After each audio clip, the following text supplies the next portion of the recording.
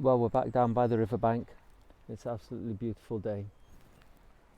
The ducks are here, and the little wagtail birds, and the crows, and the blackbirds.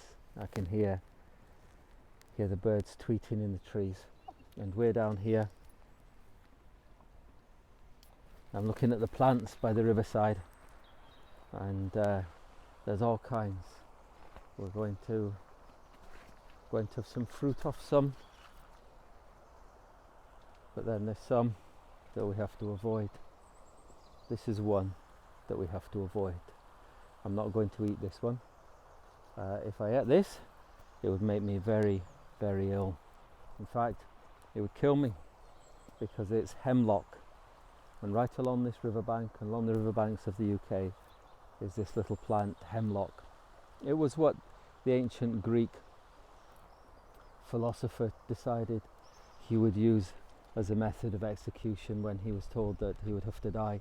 They gave him options on how he would die, and he decided he would drink hemlock and die, and it numbs you. It's a kind of numbs the muscles, and it works from the extremities in until it stops your heart from working, and then you're done. Now, why do I mention this? Well, it's enjoying all the nutrients that all the other plants are enjoying, and the other plants that are bringing fruit and life are all enjoying the same nutrients, but at its heart it is poisonous. Right in its very being, it is poisonous. Now, you can touch them, and you can handle them, you can cut them down. As long as you don't eat them, as long as you don't consume hemlock, you're okay.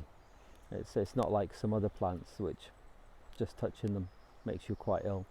You've got to consume it or turn it into a liquid and drink it, as Socrates did. And why do I mention that? Well, it's about what's inside you, and Jesus has a lot to say about what's inside people.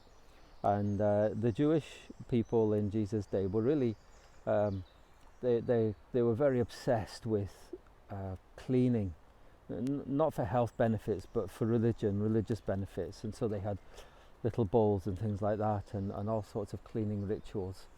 And Jesus challenges them, and he says, when he calls the crowd in Mark 17, listen to me, everyone, and understand this.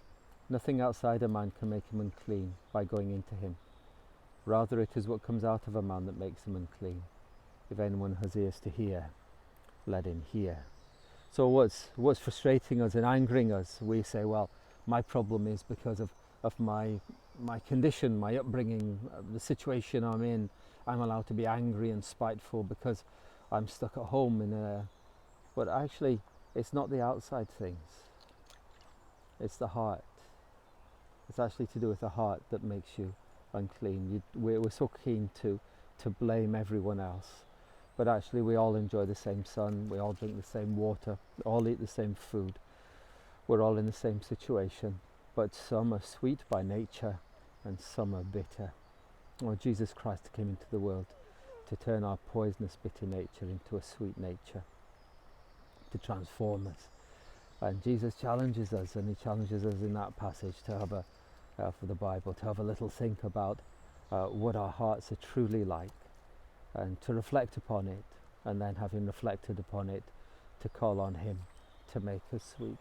Well, there's hemlock. Don't eat it, don't drink its juice. It's poisonous to the core. And what are we like? Well, I pray that God will be sweetening us, transforming us, changing our hearts as we trust in Jesus Christ, the great physician of the soul. Today, from me and from my friend, enjoying his little walk down by the river, may God bless you and keep you, and cause his face to shine upon you and give you peace.